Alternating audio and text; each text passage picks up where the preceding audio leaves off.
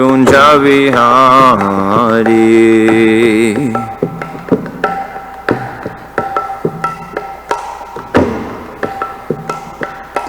Jaya Gopi Jana Vallabha Girivaradhari.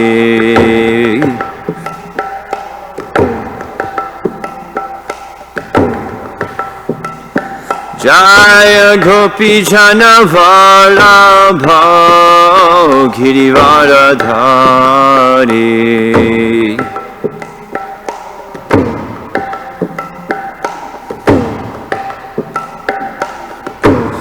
Yashodhanandana Bhaja Jana Ranjana.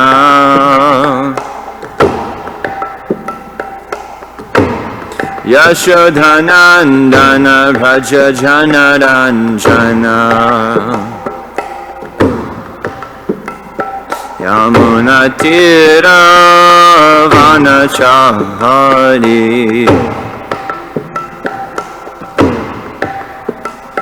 Yamuna Tira Vanachari.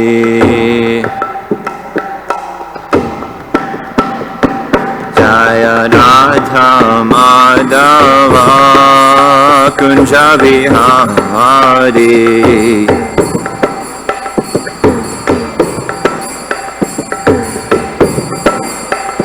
Jai Radha Madhava Kunja Vihari.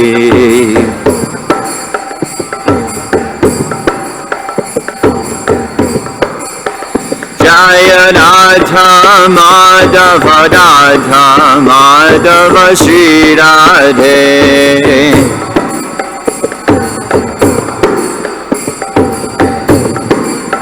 Jai Radha Madhava Radha Madhava Shri Radhe.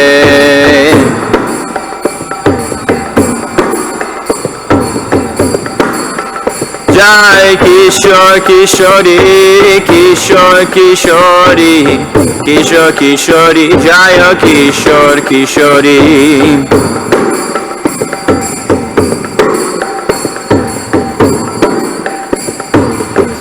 Jai Jai Prabhupada Prabhupada Prabhupada Jaya Jaya Prabhupada.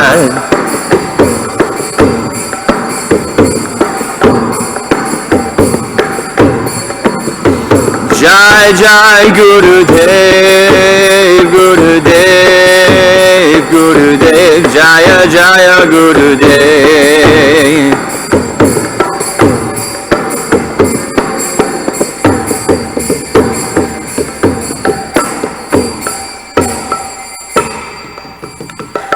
Jai Om Vishnupad Paramahamsa Parivrajaka Ashtotara Shatta Shri Srimad His Divine Grace A.C. Bhaktivedanta Swami Srila Prabhupada Ki Jai.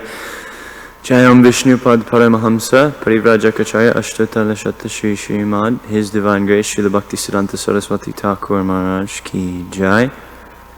All glories to the assembled devotees, all glories to the assembled devotees, all glories to the assembled devotees. All glories to Sri Sri Guru and Gauranga. All glories to Srila Prabhupada. Om Namo Bhagavate Vasudevaya. Om Namo Bhagavate Vasudevaya. Om Namo Bhagavate Vasudevaya.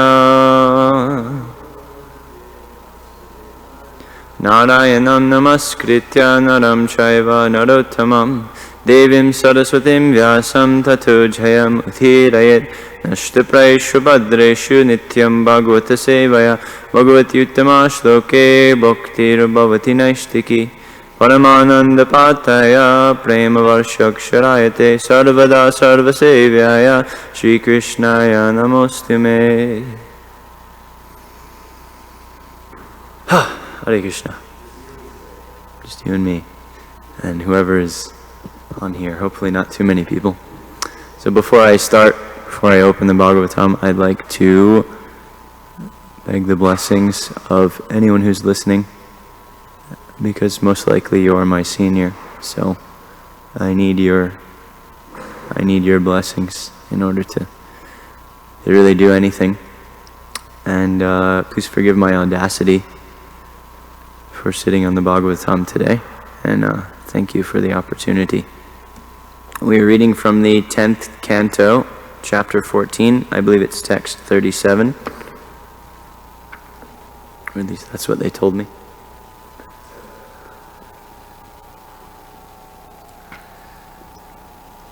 Prapancham nisprapanchopi vidambaya sivutade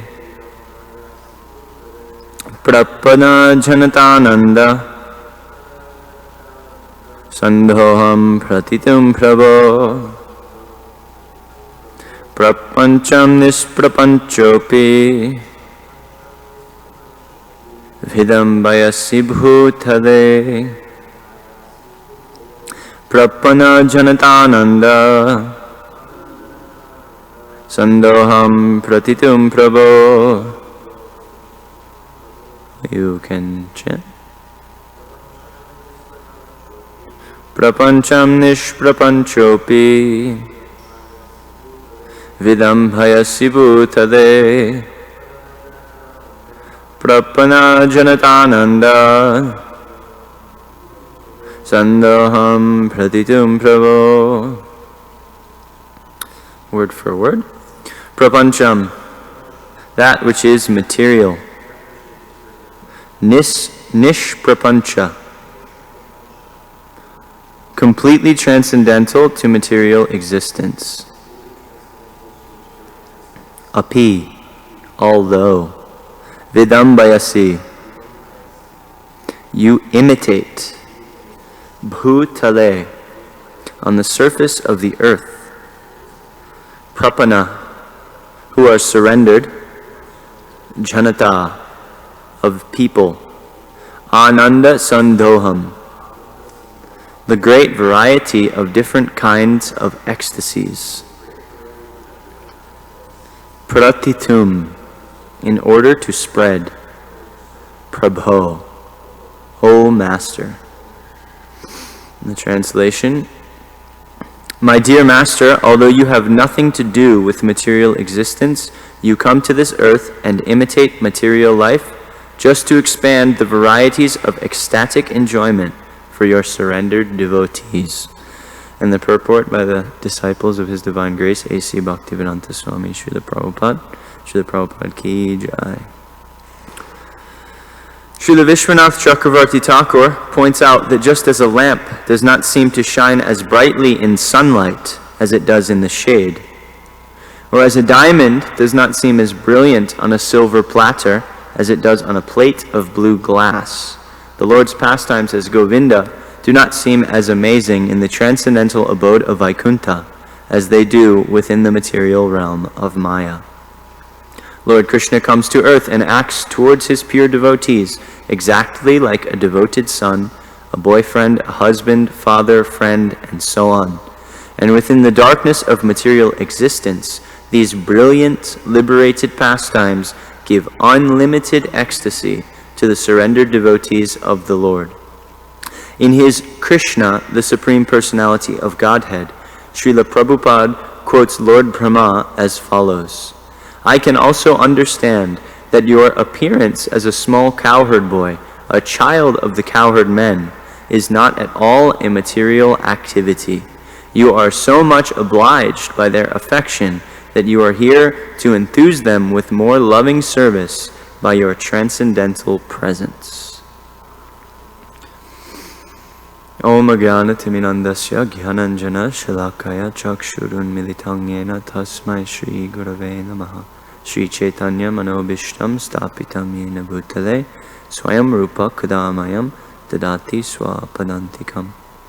Hey Krishna Karuna Sindhu Dinabandho Jagatpate Gopesha Gopika Kanta Radha Kanta Namostute Tapta Kanchana Gaurangi Radhe Vrindavaneshwari Rishabhanu Sute Devi Pranamami Hari Priye Vanchakalpa Trubhyascha Kripa Sindhu Behevacha Patitanam Pavanebhyo Vaishnavebhyo Namo Namah Jai Shri Krishna Chaitanya Prabhu Nityananda Shri Advaita Gadadhar Shrivas Adi Gaura Bhakta Vrinda.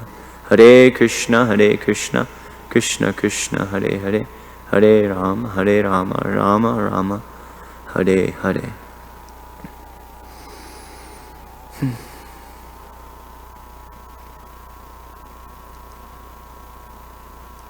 So, we are here amidst the ecstatic Vrindavan pastimes of the 10th canto of the Srimad Bhagavatam.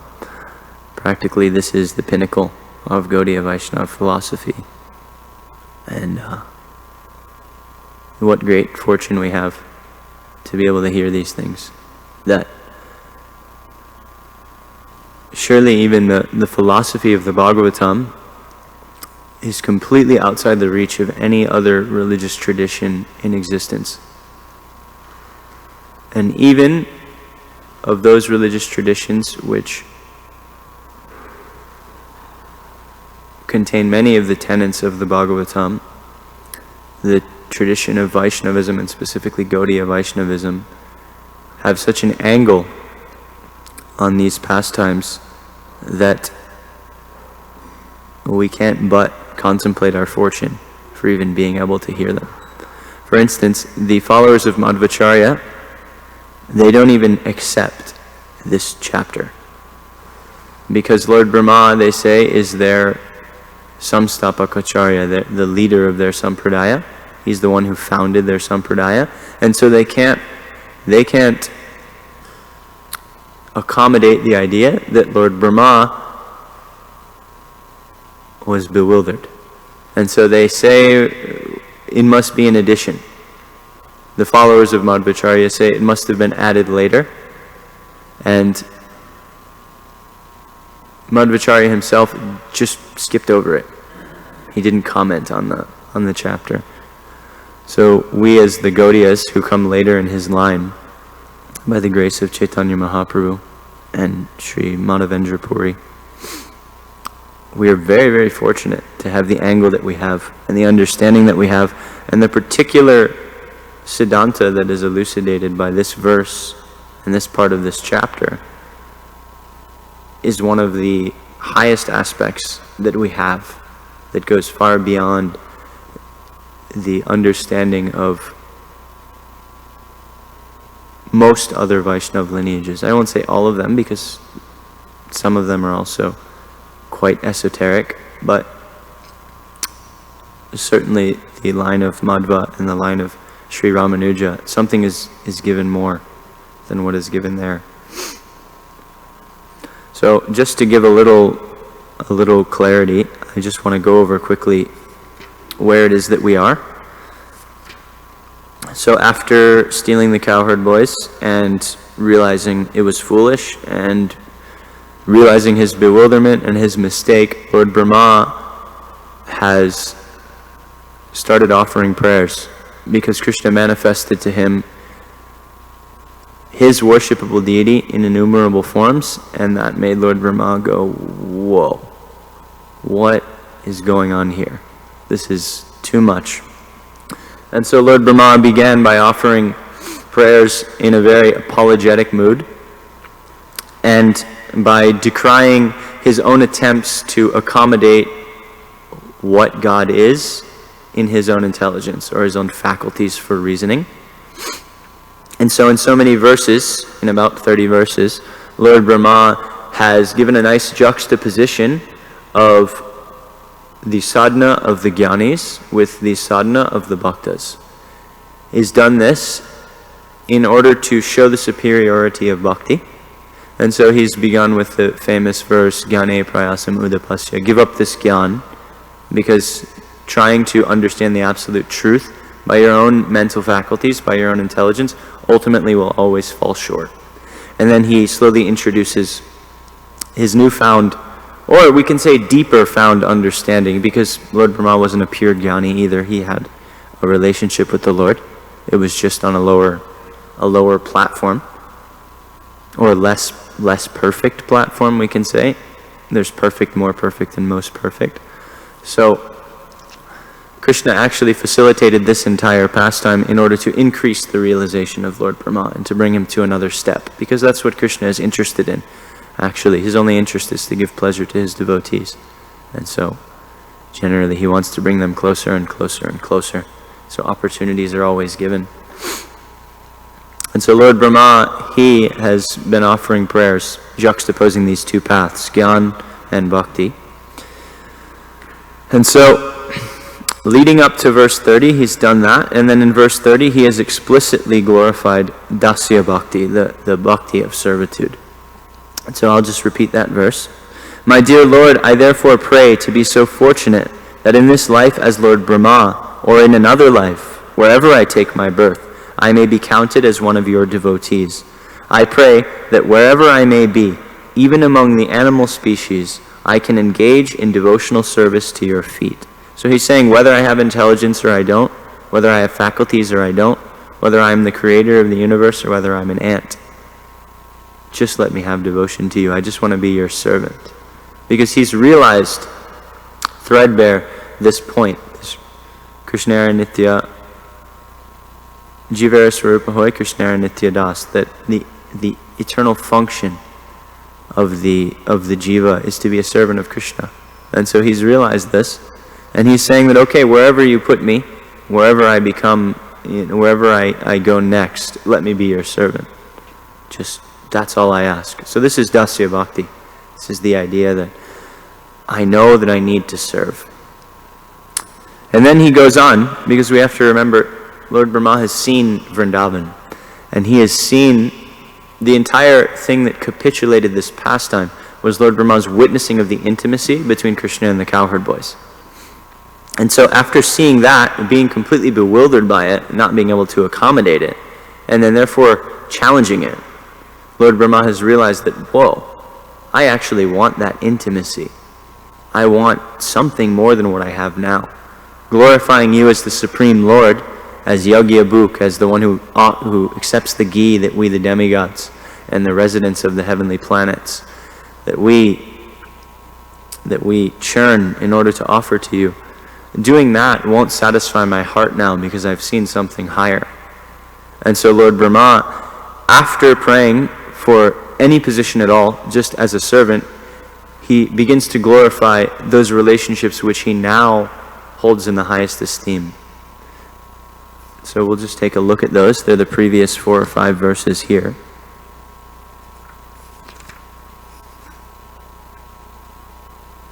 Starting with verse 31.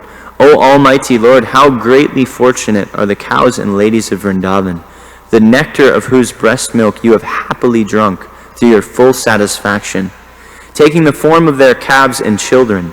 All the Vedic sacrifices performed from time immemorial up to the present day have not given you as much satisfaction. So again, Lord Brahma is saying, we've been partaking in these Vedic sacrifices and worshipping you as Vishnu, and we thought that was all very good, and you were happy and we were happy, but now I've seen, actually you sit in the laps of these people.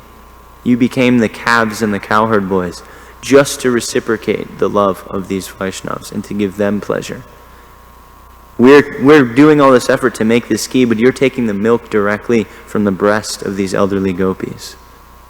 This type of intimacy is what I now worship. How greatly fortunate are Nanda Maharaj, the cowherd men, and all the other inhabitants of Rajbhumi. There is no limit to their good fortune, because the absolute truth, the source of transcendental bliss, the eternal supreme Brahman, has become their friend. In this connection, I remember a verse, that Srila Prabhupada, he quotes in the end of the 13th chapter. Practically, I think it's the second to the last verse that he commentated on. He says, it's a beautiful verse by Raghupati Upadhyaya, Rupa Goswami has given in his Padyavali. He says, Shrutim apare smritimitare, bharatamanye bhajantu bhavabhita, ahamihanandam vande, yasya linde param brahma, yasya linde param brahma. So Shrutim apare smritimitare. Some people, they may worship and they may read the Shrutis, the Vedas, the 4 Vedas particularly. Smritim apara itare. Some people, they may read the Puranas, they may study these things with a means for liberation. Bharatam anye bhajantu bhavabhita. Bhajantu, they may also worship Bharata, the Mahabharata, and the other itihasas like the Ramayana. They may take these things as the highest sadhana. But why do they do this? Ultimately, their conception doesn't allow them to act from any place other than fear. The idea of getting liberation, it comes from the idea that I don't want to be in this world anymore. I don't want to continue to go through suffering. So I'm going to take this path of studying and this path of gyan and this path of logical understanding in order to get out of that, in order to get liberation. But Raghupati Upadhyaya, he says, to hell with all of that. Ahami hanandam vande. I, aham, vande, worship that Nanda Maharaj. Why? Yasyalinde param brahma. Because the para Brahman, the person that all of these people are studying towards and trying to realize a fraction of, they're just looking at Brahman realization. They're doing all of this work in order to get out of suffering. The Param Brahman who manifests that Brahman, he's playing in this person's courtyard. He's playing in the courtyard of Nanda Maharaj. So I worship Nanda Maharaj. So this is the mood that Lord Brahma is saying this. How greatly fortunate are Nanda Maharaj and the cowherd men. Krishna is their friend. He's just there, hanging around, doing mischief. He passes water on the floor of the gopis just to make them angry, just to relish rasa. He steals butter and he throws it all around. All their work, they work days and days to churn butter and make milk, and Krishna just goes and he gives it to the monkeys. The Para Brahman, who all of these other people are worshipping a plenary portion of, this is where he derives happiness. So Lord Brahma is saying, I see that now. To some degree I see that. Later on he'll explain that I can't see all of it, but I see that and that's what I want.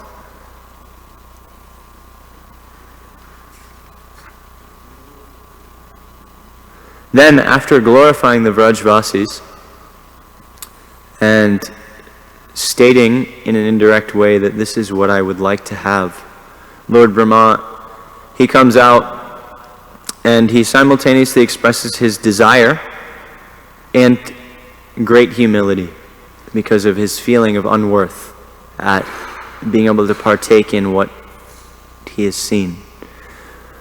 So he says, my greatest possible good fortune would be to take any birth whatsoever in this forest of Gokul and have my head bathed by the dust falling from the lotus feet of any of its residents. Their entire life and soul is the Supreme Personality of Godhead, Mukunda, the dust of whose lotus feet is still being searched for in the Vedic mantras. So again, because he's coming from this position, he's coming from the place of seemingly manifesting the Vedas. His wife is Saraswati Devi. She's the presiding deity of Sanskrit. All of his associates in Brahmaloka are the personified Vedas, and he's the leader there. But he's recognizing that actually all of those people, they're still searching for the dust of your lotus feet in the Vedic mantras. Again, they can't find it. They don't even have a conception which properly allows them to identify it. And so he's saying, I don't want this anymore, and because that's where I'm coming from, because that's what I'm qualified for, all I can do is ask that you give me any position whatsoever, whether it's a blade of grass, or a creeper, or a little herb, or a thorn bush, anything, just so that I may have the chance to be stepped on by one of these residents of Raj, just so that I may get the dust of their feet. And this is amazing, because we hear Sri Chaitanya Mahaprabhu tell us the exact same thing, and that we should imbibe the exact same mood in our bhajan, that I am very fallen and I have no qualifications whatsoever, therefore I will take anything I can get. Just give me something, Lord. Ayi nanda tanuja kinkaram patitam mam vishame bhavambudo kripaya tavapada pankaja stithaduli sadrisham vichintaya. Ayi nanda tanuja, O son of Maharaj Nanda. Nanda Tanuja. Tanuja means one who comes from the body of. So Nanda Tanuja. Ai, O son of Maharaj Nanda. Kinkaram, I'm your servant. Kinkara is a very interesting word. It's quite sweet. It's quite a sweet way of saying servant. So Kim means what. And kara means do. Like sarva karana karanam. He's the doer of doers. He's the cause of all causes.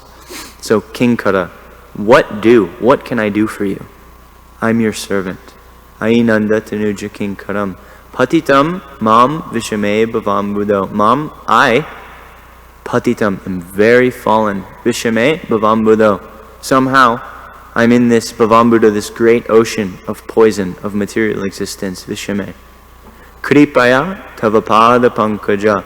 Please, your lotus feet, stita dhuli. I just want to become a speck of dust. Stita dhuli. Dhuli means dust. Stita dhuli sadrisham vichintaya. Please give me that position. Just a speck of dust at your lotus feet. What is the value of dust? Dust has no value whatsoever. It's the lowest thing practically that we can conceive of. So Chaitanya Mahaprabhu is saying, please make me an insignificant, useless thing, whatever you want, but allow that useless thing to be attached to your feet. Allow that to be somehow in relation to you. Our acharyas, they say that this verse represents asakti. It represents quite a high state of devotion where one is still in the world but addicted to the taste of Krishna Bhakti Rasa and of Krishna's name, form, qualities, and pastimes. So we don't pretend to be there, but we do aspire for it. That one day I want this conception. I want to feel like this, that actually everything else is useless. And that simultaneously I have no qualification, but somehow or other, anyway, this is my aspiration, so please fulfill it. In Harinam Chintamani, Haridas Thakur speaks to Lord Chaitanya and he says, you are the friend of the fallen and I'm the most fallen. So it is our destined relationship that you give me mercy. You are the friend of the fallen. You've come here to give mercy to the fallen souls of Kali Yuga. And because I'm the most fallen, you have to give me mercy. That is the very nature of our relationship. This is the path of sadhana bhakti, to understand that this is the truth of things. I don't have any qualification. All of my qualifications, actually, I turn them into disqualification by my very mindset. Bhaktivinoda Thakur says, Amara Jivana Sadapape Rata. He says, everything that I do is sin, actually. Why is that? Because even if I do good things, my conception is such that I use those good things to puff up my ego. If I become a nice speaker, I use that to enjoy the fact that I'm a nice speaker. If I'm a good mridanga player, I use that to alloy my ego. If I'm a good cook, if I'm a good book distributor, anything, because I'm still rooted in a material conception, I use all of these things to say, well, yes, I'm very good. I'm very good, Krishna, just see. I'm earning my way back to Vrindavan. I'm earning my way to Vaikuntha. We do these things. This is not to say that we should become morose and that we should stop doing things, but we should focus internally, individually, on where is my motivation really coming from? And how can I purify that so that it can actually be something that Krishna wants? Because Krishna doesn't want any ego. He doesn't care for that. He has lots of people that are much better than me at practically everything, especially because we're in Kali Yuga. So, as one great Vaishnava Acharya says, your disqualification is your qualification. So, simply the understanding that I'm not so great, that is the door to Chaitanya Bhakti, to this Gaudiya Vaishnava Bhakti. So Lord Brahma, he's feeling this, and therefore he said, make me a blade of grass, make me a creeper, make me anything, the smallest plant you can think of, make me a rock, anything, just so that I may be stepped on by these wonderful people who are much higher than I am, just so I can have their association. Then, because Krishna is inconceivably, wonderfully merciful, Lord Brahma then, he thinks more, and he brings up Putana. And he says, my mind becomes bewildered just trying to think of what reward other than you could be found anywhere. You are the embodiment of all benedictions, which you bestow upon these residents of the cowherd community of Vrindavan. You have already arranged to give yourself to Putana and her family members in exchange for her disguising herself as a devotee. So what is left for you to give these devotees of Vrindavan, whose homes, wealth, friends, dear relations, bodies, children, and very lives and hearts are all dedicated only to you? So he brings up this example of Putana. And he says, how is it that you gave Putana, who wasn't even a Bhakta, you gave her a place? Now, I don't know if anyone knows the story behind Putana, but Putana in her previous birth, or in one of her previous births, maybe it wasn't the one just before, because that would cause quite a time lapse, but in one of her previous births, she was the daughter of Bali Maharaj. And so when Vamanadev, he went and he begged land from Bali Maharaj, as he was standing there, because even though he was a dwarf, he was a very small little boy, he's still very charming, because he's Krishna, so Krishna's forms are all very, very, very beautiful. And because he was very small, he looked like a child. And so this demoness, who I can't remember her name, but the daughter of Bali Maharaj, who later took birth as Putana, upon seeing this beautiful child, or childlike dwarf Vamanadev, she thought just spontaneously in her heart, I want to suckle him. I wish he was my child. If he was my child, I would hold him and I would suckle him, and he's so beautiful. And so she had this spontaneous maternal affection for Vamanadev. But then, when he begged the land from Bali Maharaj, and then even after Bali Maharaj gave the land, he put Bali Maharaj in such an embarrassing condition. He tied him up. Even after he surrendered, he said, okay, you have one more step. I don't have anything else to give. The only thing I can give is my very self. Put your foot here. Put your third step right here. He still tied him up with the ropes and then imprisoned him. And so, being a Rakshasi, she became really angry. She became extremely mad at this little Vamanadev. And her fangs came out, and these demons, they can put on a very beautiful form when they're not agitated. And in their society, if you go, it looks like a heavenly planet. It's not that they walk around and they're all bedraggled and 5 heads and big vampire fangs and drinking blood. It looks like high society. But when they become angry, then it comes out. So she became immediately angry, just as she spontaneously showed love for Vamanadev. She became spontaneously horrified, and she went from the emotion of wanting to suckle him as a mother to wanting to drink his blood. And she actually made a vow that I will drink this person's blood. I will take revenge for my father. And so, because of this desire, these two desires simultaneously happening, and Krishna's wonderful ability to harmonize all contradictions, she took birth as Putana, where she was allowed to suckle Krishna, and then she was also allowed to attempt to kill him. So her attempt to kill him on the pretense of suckling him was the fulfillment of those two desires. But because Krishna is Bhavagrahi Janardana, ultimately he only looks at the good things. He only takes what is good there. He still fulfilled her desire, which was motivated out of that spontaneous maternal affection. And so he gave her this position after the Putana Lila of being a wet nurse. And so Lord Brahma is thinking, this is amazing. She didn't even have bhakti. She didn't have association of devotees. She didn't have... How is it that she got this? And even if we accept that, if you give your very self to her, then what is there left to give these Vrajvasis who have so much higher of a position than Putana? He's asking this question. He's wondering, what could you possibly give? You have to give them something greater, but I don't see that there's anything greater that you can give than your very self. And so this doubt was coming into his mind.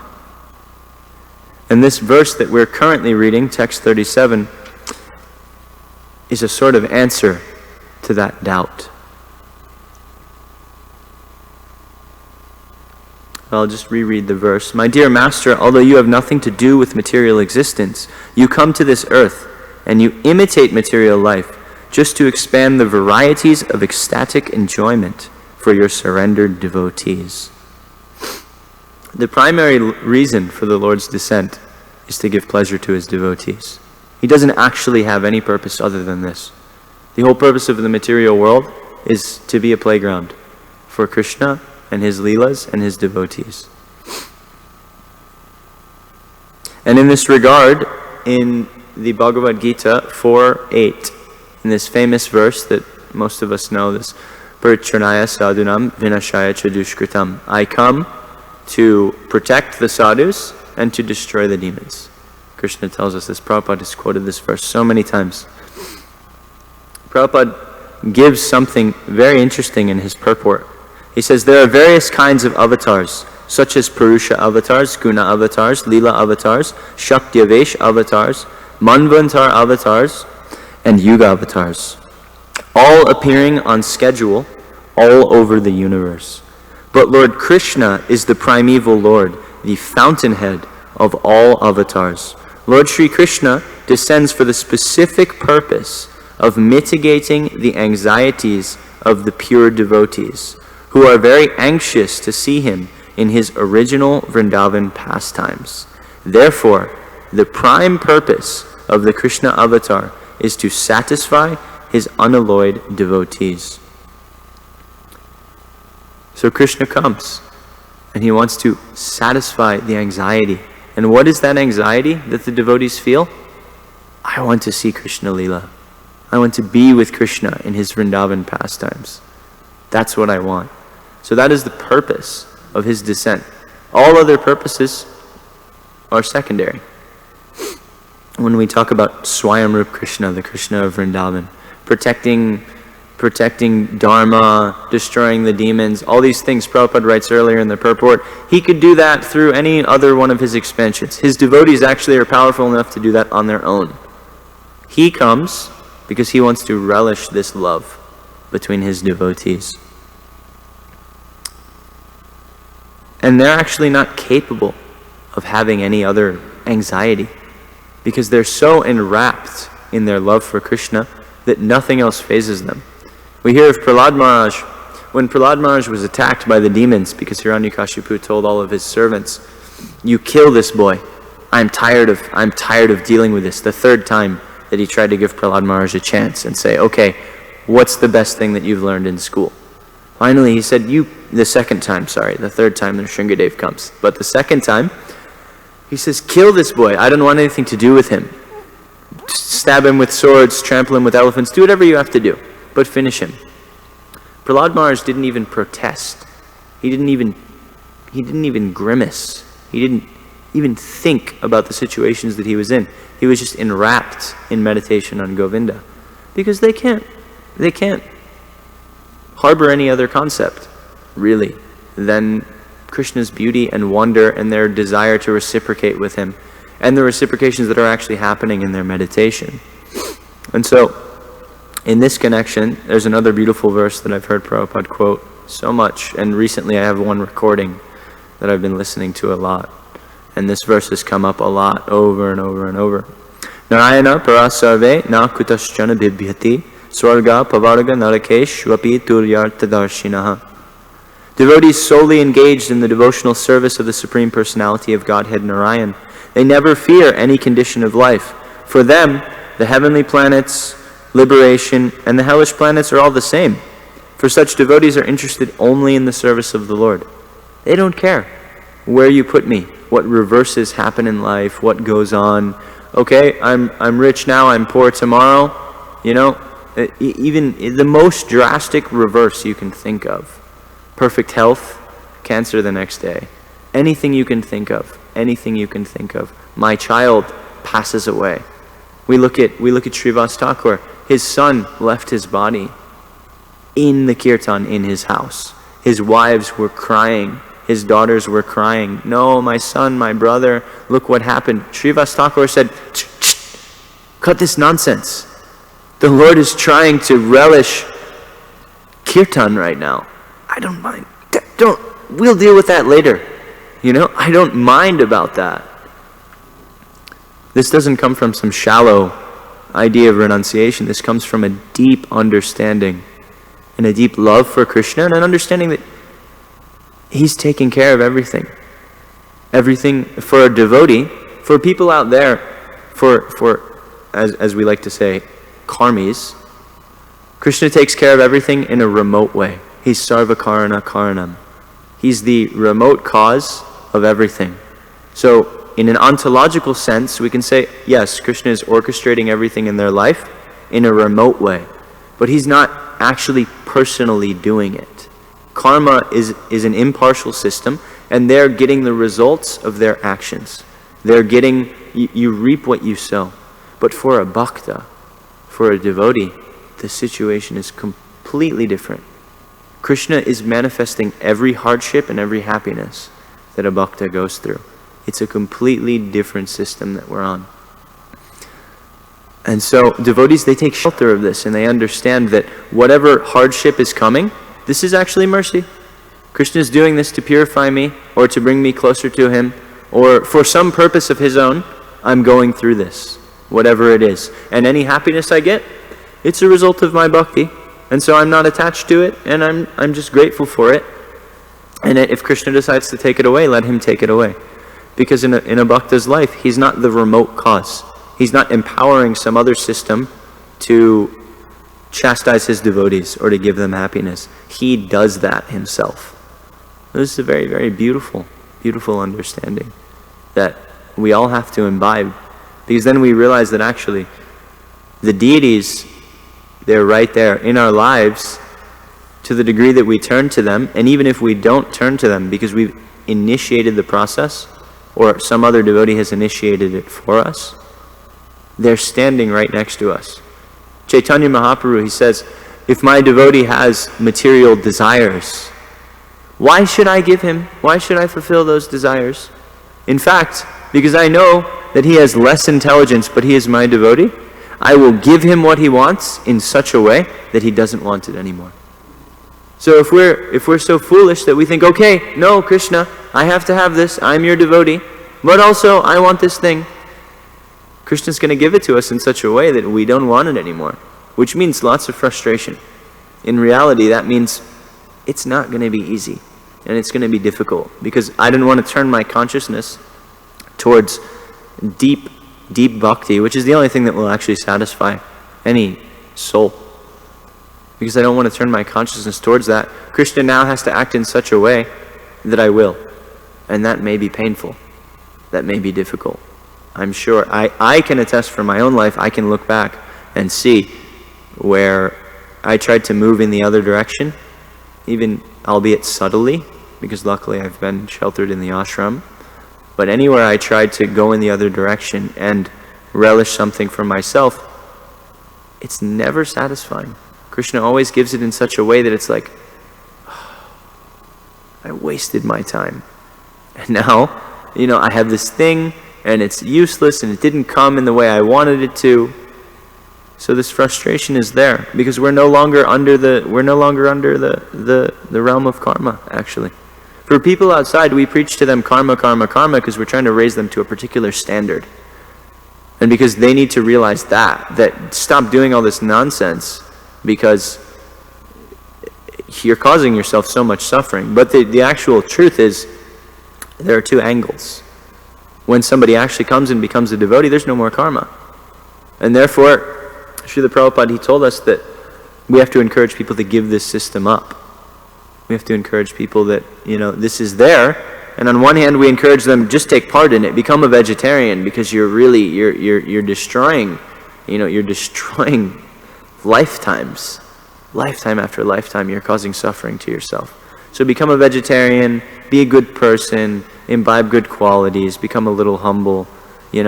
We tell this on a this is, practically speaking, this is actually like bridge preaching, because that's just a bridge to bring them to bhakti. Because in the realm of bhakti, there's no karma.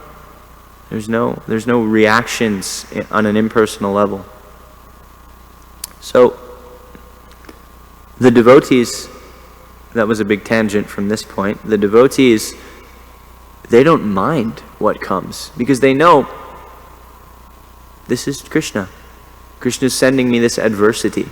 My arm is locked up and frozen from arthritis because I broke it 4, 5, 6 years ago, and it causes me problems every day. But that is being used by Krishna, and it is transformed into a way for Krishna to bring me closer to him.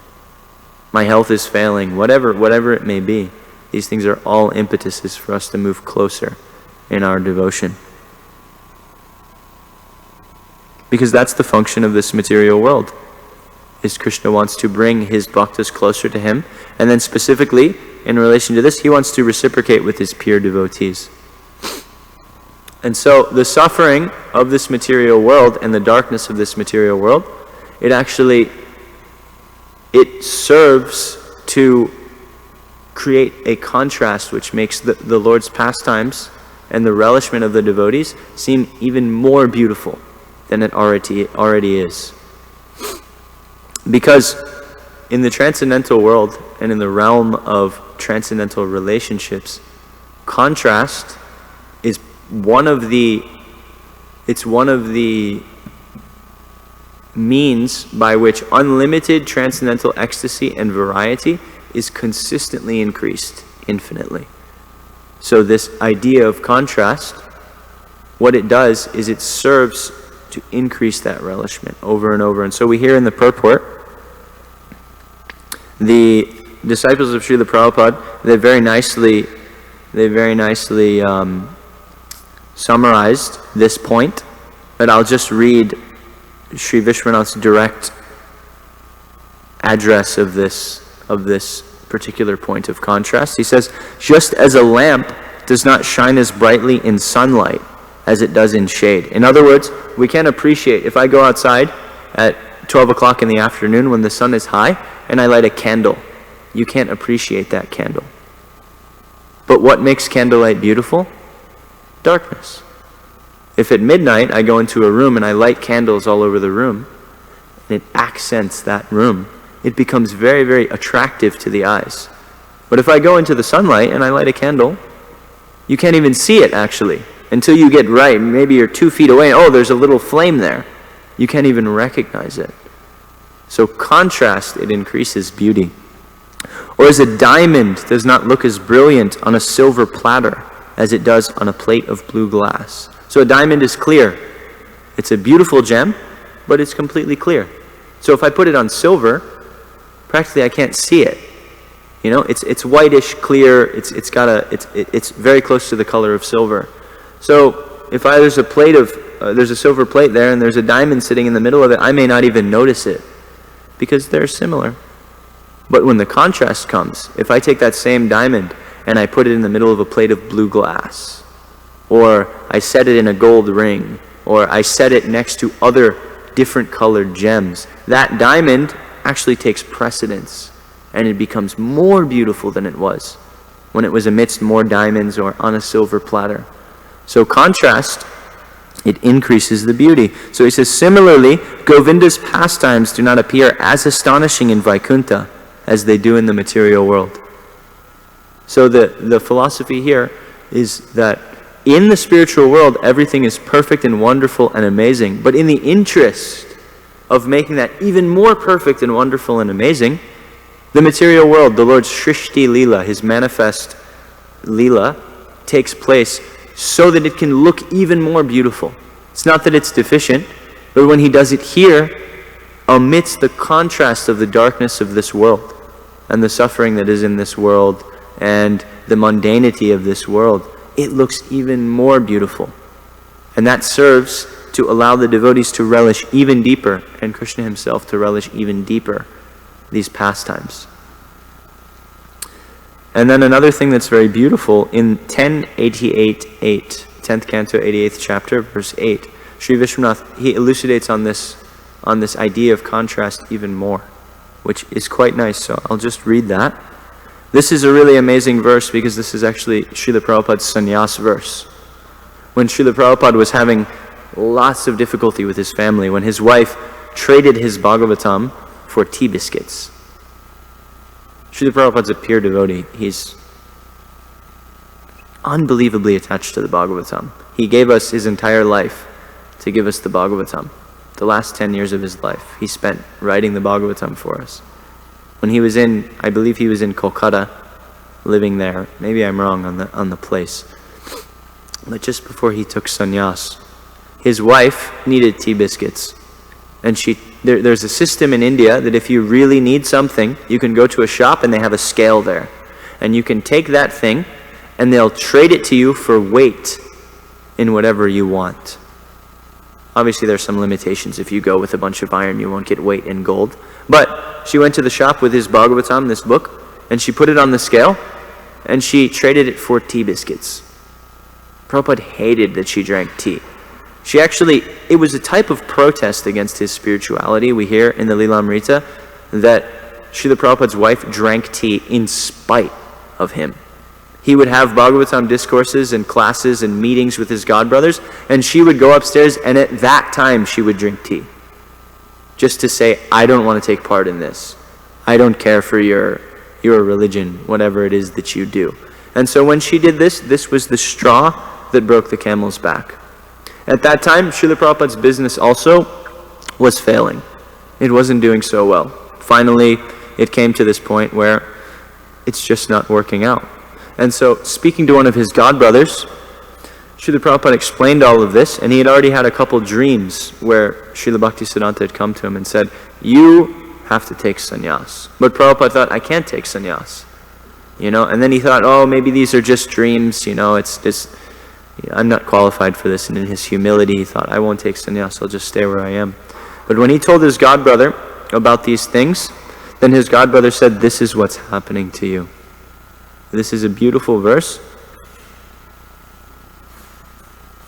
It's a long purport. Yasyaham anugrinami harishe taddanam shanai taddanam tyajantyasya swajjana dukha dukita. So yasyaham anugrinami. This is Krishna speaking to Maharaj Yudhishthira at the Rajasuya sacrifice, because Maharaj Yudhishthira is asked, why is it that it looks like your devotees, they suffer, but they're supposed to be your devotees? I don't understand this. So he says, actually, Yudhishthira, yasyaham anugrinami, so that I may give my mercy, and in giving my mercy, I do this. Harishe taddanam shanai. Harishe means to take. Like hari means the one who steals. So harishe taddanam shanai, that wealth. Taddanam shanai, I take. Harishe, gradually. I take it away. I take it away. Everything that devotee has, I take it away. Tato danam chajantyasya swajjana dukha dukita. Tato danam, and seeing that wealth, tato danam, disappearing. Swajjana tyajantyasya, his family, his swajjanas, the people who are dear to him, tyajantyasya, they give him up. Seeing him suffering, dukha dukitam, and this is my mercy. This is the mercy I give to my devotees. Srila Prabhupada's godbrother told him this verse and said, this is what's happening to you. Krishna wants you closer to him, and so he's taking everything away from you. You have to take sannyas. Your spiritual master has given you the order to take sannyas multiple times in your dreams. You've got to take sannyas. This is what you have to do. And so, in the purport here, because our acharyas, they give lengthy purports on this verse to explain why devotees suffer, and to explain that it's not karma, and that it's the Lord directly doing this, taking things away from them personally for the sake of bringing them closer to Him. Sri Vishwanath, he explains this particular point in the purpose of the material world and the purpose of contrast. In other words, why this suffering actually makes things much more beautiful, and why the suffering of the material world makes his pastimes look more beautiful. So he says, Krishna increases the eagerness with which the devotees call upon the Lord to appear. Moreover, if the devotees were complacently happy all the time, the Lord would never have a reason to appear in this world as Krishna, Ramchandra, and Nrsimha, since they come to protect the devotees and destroy the demons. As Krishna himself says in Bhagavad Gita, Paritranaya sadhunam vinashaya chaduskritam dharma samstapanartaya sambhavami yuge yuge. To deliver the pious and annihilate the miscreants, as well as to re-establish the principles of religion, I appear millennium after millennium. Without the Lord's showing himself on earth in his original form of Krishna and other incarnations, how would the devotees in this world be able to enjoy playing in the nectar ocean of the Rasa Leela and his other pastimes? So he's explaining that this is actually all just a play between Krishna and his devotees. He puts his devotees into some seeming suffering, into some seeming problem, so that he may come and have a reason to reciprocate with them in the material world, so that this contrast can take place. Because these big demons, Hiranyakashipu, Shishupal, Jarasandha, they're not in the spiritual world. There's only the wonderful, happy aspects of Krishna's Leelas in the spiritual world. And so, in order to complete the Leela, because it's actually all flowing together, the material world is manifest so that these other things can take place. But then somebody may ask, but what fault would there be in God's incarnating for some other reason than to deliver saintly persons from suffering? Because Sri Vishwanath writes his commentaries in the form of a conversation, because this is actually the Vedic way of explaining something. You present doubts, and then you address those doubts with more Shastra, so you get a very clear understanding. Sri Vishwanath answers the question that he himself is posing. He says, yes, my dear brother, this makes good sense, but you're not expert in understanding spiritual moods. Please listen. The sunrise appears attractive because of the darkness of night. During the hot summer, cold water gives comfort, and during the cold winter months, warm water is pleasing. Lamplight appears attractive in darkness, not in the glaring light of day. And when one is distressed by hunger, food tastes especially good. So he's explaining to us this beautiful principle that in order to, because our philosophy is one of unlimited variegatedness, and in order to increase the ecstasy of his devotees, Krishna puts them through these different circumstances. In order to increase his own ecstasy, he goes through these different moods and separation and meeting and separation and meeting, and actually it's like an unending staircase of bliss. Just like we hear that as soon as Srimati Radharani, she understands Krishna, then Krishna immediately expands and she can't understand him anymore. And then when she understands that, he expands again, over and over and over. And as soon as Srimati Radharani looks at Krishna, Srila Prabhupada says, and Krishna becomes unlimitedly beautiful. And seeing that, she becomes unlimitedly more beautiful. And then him seeing her, he becomes unlimitedly more beautiful. And in this way, there's a transcendental competition going on and on and on and on. So one way this is affected is through contrast. And that's the purpose of this material world, is to bring out that contrast. Because ultimately this Leela, the material world is one big Leela. It's just for the pleasure of Krishna and his devotees. Part of that pleasure is bringing other people into that fold. And bringing other jivas. You come join this. You're suffering there. Why? You come join this. So this is one place where Lord Krishna is doing this for Lord Brahma. He's saying, you have some lower realization. Why? Come higher. Come closer. Come further. Come to the real thing. Come to Vrindavan. So we have the great fortune that we have an opportunity to come to Vrindavan. We have an opportunity to go to Navadvip with Chaitanya Mahaprabhu and his eternal associates. So we should take advantage of that. We should make that our entire life. There is no other purpose than that. And if we have some other purpose, Krishna will purify us of it. He'll tell us, no, sorry, that's not what I'm interested in. And it's not what you're interested in. Because actually this is the most beautiful thing. This is why we're all here. This is why we're sitting here. Because somehow or other we've been captured by this conception. And our lower selves may run out and do so many other things, but at the end of the day, we come back and we think, oh, I just wasted my time. I really want this. This is what I want. Kishore Kishori, Shri Shri Gauranitai, Jagannath Baladev Subhadra, I want them. I want to be with them. And so, there's no other point. So that's what I have, what I could bring out. Please forgive me for any mistakes or problems, and I welcome all corrections. There's one beautiful verse that I've heard. Yad atra skalitam kinchid vidvamsa pureyantutat yad atra sostavam kinchid tad gurur evamenahi. So yad atra skalitam kinchid. If you saw any faults here, then vidvamsa, you are all Vaishnavas, you're all learned Vaishnavas. Vidvamsa purayantiyat, then please correct me. Yadatra shoshtavam kinchid. And if you saw anything that you like, tad gurur eva. Certainly that's my guru's. Eva menahi, it's not mine. So anything nice, know that to be my guru's, and anything that was bad, know it to be mine, and please correct me. If there are any questions or comments, please.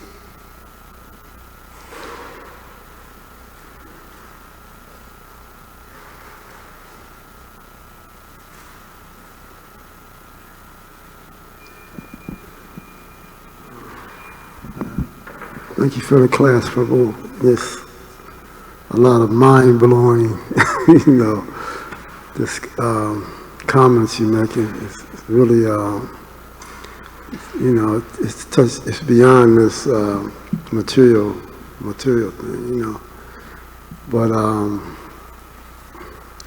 there's one thing you said. I'm losing track a little bit. But one thing I want to say is, I'm experiencing that, desiring a certain thing, and then Krishna give it to you, and then you lose taste for it.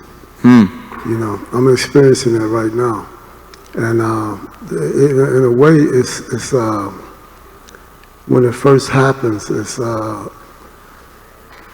hurts. It hurts because you steady reaching out for what you're desiring to get pleasure out of it, and it's moving away from you. Whether it's family or, the job or work or money, whatever. It's steady moving away from you. You steady doing everything you can to bring it back to you, but, it's steady moving away. So I'm like, why is it moving away? But I understand why it's moving away, because Krishna is taking over. Yeah. That's what's happening. And Krishna is taking over for my benefit, So I have enough Krishna conscious to understand that. But it still hurts, it still hurts. And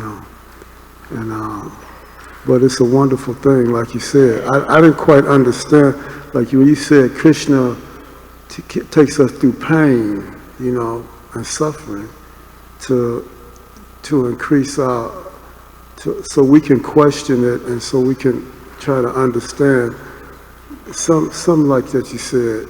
And increases his pleasure. I think you said when we understand it while we suffer. I think you said it increases Krishna's pleasure. Some on that order. I'll just, rather than try to paraphrase, I'll read you a very, very nice quote in this regard.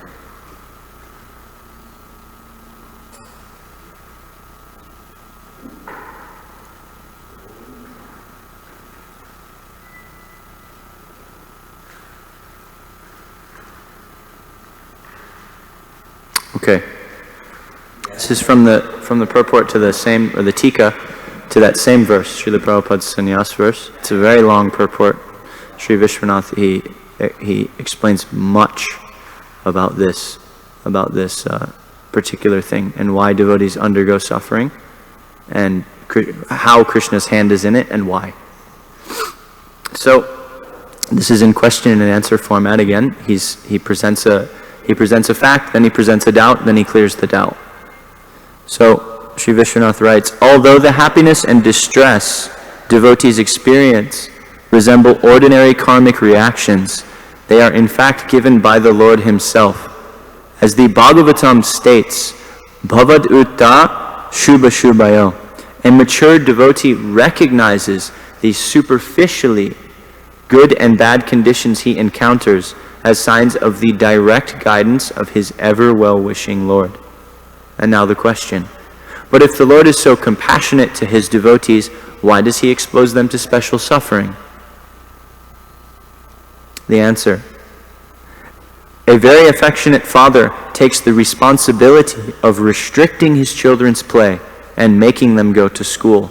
He knows that this is a genuine expression of his love for them, even if the children cannot appreciate it.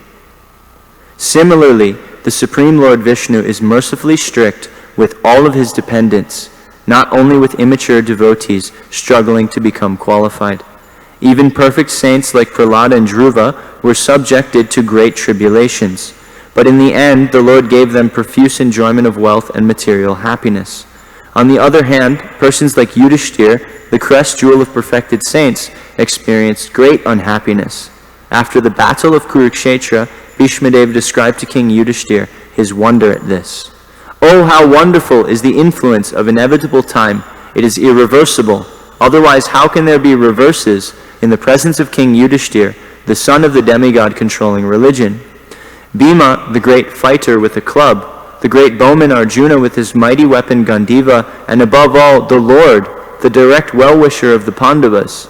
O king, no one can know the plan of Sri Krishna.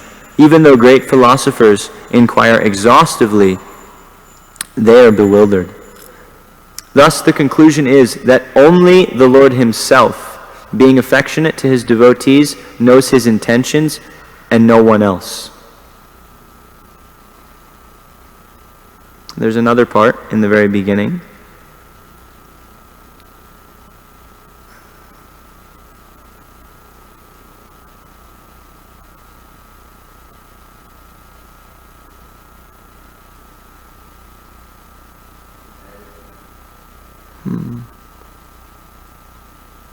One second.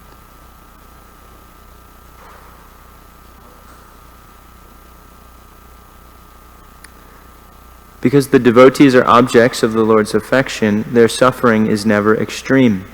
How can one consider the suffering arising from karma, and that due to the Lord, to be equal? One is like the pain arising from receiving a beating from an enemy, and the other is like that caused by one's mother. One is like poison, and the other is like nectar. So, what is required is an understanding, a deep understanding, that even if I may think that this is excruciating, it's not actually excruciating. It's only my mind being attached to what I think I want that makes it seem like extreme suffering. And actually, it's the Lord orchestrating a way for me to come closer to him. Many devotees, they cry out for a practical way to be Krishna conscious.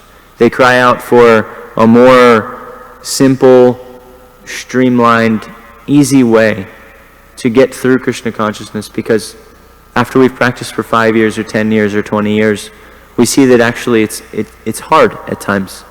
It's very difficult. Like you said, Prabhu, you've been practicing for quite some time, yes?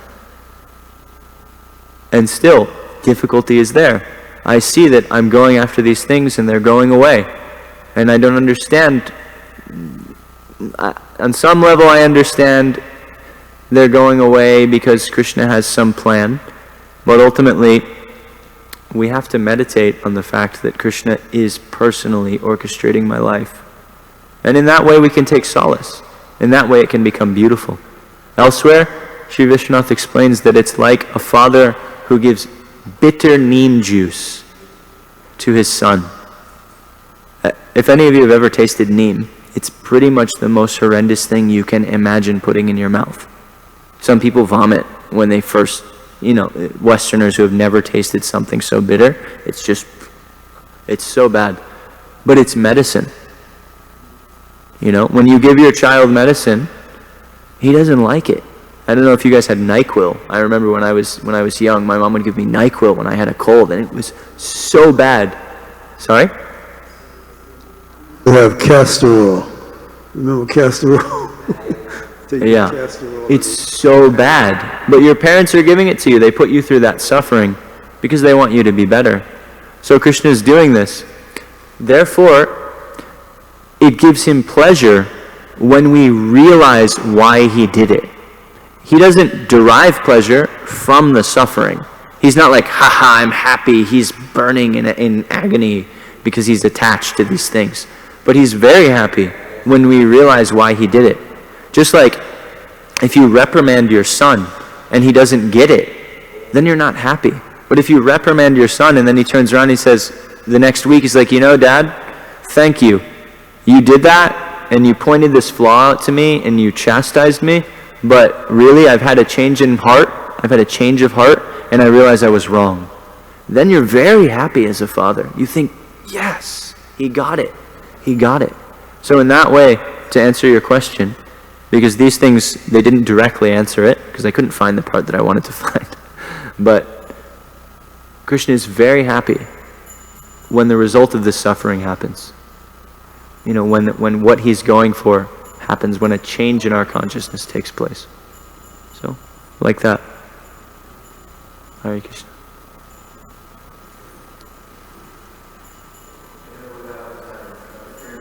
Subal is not here, so.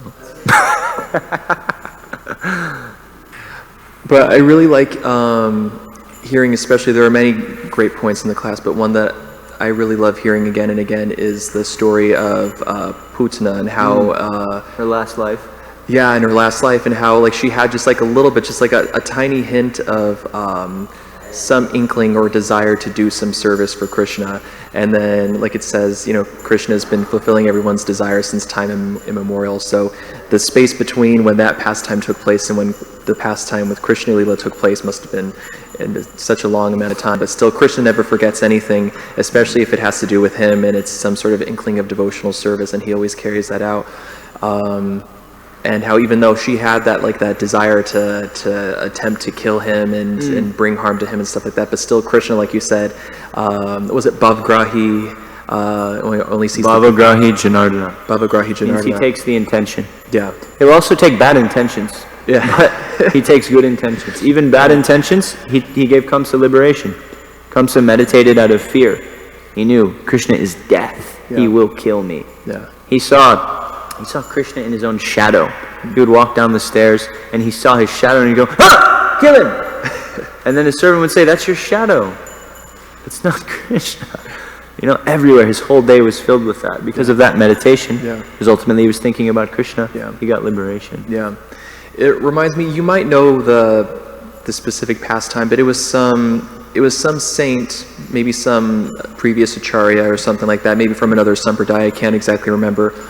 But he was in an assembly of devotees and someone brought up a story. Maybe it was that hunter who, you know, very much like was engaged in killing so many different things, but he saw that a tiny little rabbit came up to the hunter and took shelter at the hunter's feet, and the hunter naturally like saw like a baby bunny and his heart melted and he was like, oh, okay, and he gave shelter to the rabbit. And the minute that big saintly personality heard that story, he immediately fainted and passed out. And then sometime after, when he, you know, This is a nice story. This is coming from the Ramanuja Sampradaya. Ramanuja Sampradaya, that's what it is. And when he was brought back to consciousness, and they asked him what was the cause of his passing out, and he was just like, if a hunter can have, you know, compassion for, you know, some small animal or something, just the thought of Krishna, what he's capable of, just a pale, thin glimmer of what you know, the compassion that he has is just stunning and overwhelming. So I was just making that connection. Very nice. Thank you for sharing that. Yeah, really wonderful. Actually, this Leela with Putana, just I'll say one last thing. There's a particular type of logic which the Bhagavatam employs a lot. It's called Kaimutya Nyaya. And it basically means, if this, then what to speak of that? So if Putana, pretending to be a devotee, could get the result that she did, what will be the benefit of somebody who's chanting 16 rounds every day and who's actually trying to love Krishna on a daily basis for years? We hear this about the story with the Jamil. If a Jamil could get the results that he got in the 6th canto, simply by chanting Namabhas one time, what to speak of somebody who takes up the process of bhakti proper? So these things are meant to encourage us that the only thing standing in the way of me and the result is me putting my consciousness into my practice. If I put my consciousness into my practice, things can move very, very fast. If I start to see that actually, all of these things that happen in my life, all of the adversities, all of the problems, all of the things that I think are good, if I see those things as the mercy of Krishna, then I can move fast. I can move forward very, very fast.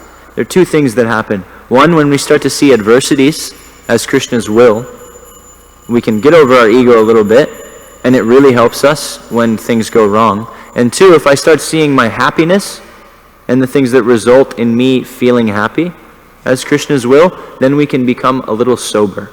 Because we can see that actually Krishna's only intention is to purify me of these lower tendencies so that I can reciprocate with him. So I know, even if this thing seems really good right now, he's going to use it in such a way that it's purifying. Like Chaitanya Mahaprabhu says in the Chaitanya Charitamrita, if my foolish devotee, he wants something material, I'll give it to him, but in such a way that he doesn't want it anymore. So the next time that really prosperous thing comes, that really wonderful thing, we won't take full shelter of that if we understand this. Because we'll realize that if I misuse this, Krishna's just going to use it to purify me, and I'm going to suffer. So this brings something, some very deep understanding out. This, I mentioned it, and then I tangentially moved away. This is very important. This is really, the way I see it, the most practical thing that we can apply to our service, to our life. In every place that you are, whether you work outside with no association, whether you live in the temple 24/7, no matter what, to see Krishna's will in your life, practically speaking, and to take faith that that's what's happening, that makes everything worth it. That makes everything worth it. People talk about ashram. What is the use of the brahmachari ashram if you're not going to think about Krishna? And what is the use of the grihastha ashram if you're not going to think about Krishna? If you're not thinking about Krishna, you're going to be a miserable brahmachari and a miserable grihastha. You're going to be a miserable sannyasi. You'll be a miserable babaji because you won't be thinking about Krishna. And if you are thinking about Krishna, then it doesn't matter where you are, whether you're a sannyasi or a grihastha or a brahmachari or anything. Whether you work in the dollar store or whether you have $1 million, a $1 billion enterprise, if you're thinking about Krishna, none of those things will matter. And if you're not thinking about Krishna, none of those things will make you happy.